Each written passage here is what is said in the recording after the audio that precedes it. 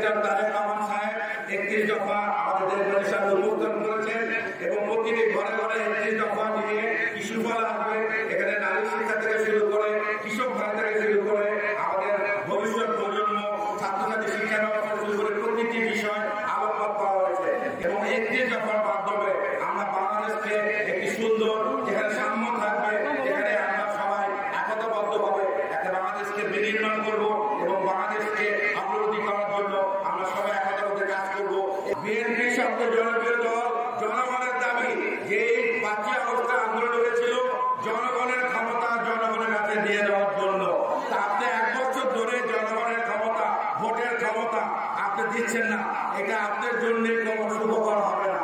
আমরা দেশকে ভালোবাসি, আপনার দেশে কোনো রকম অরাজকতা তৈরি করার সুযোগ দিবেন না। নিরপেক্ষ এবং একটি গঠনমূলক নির্বাচন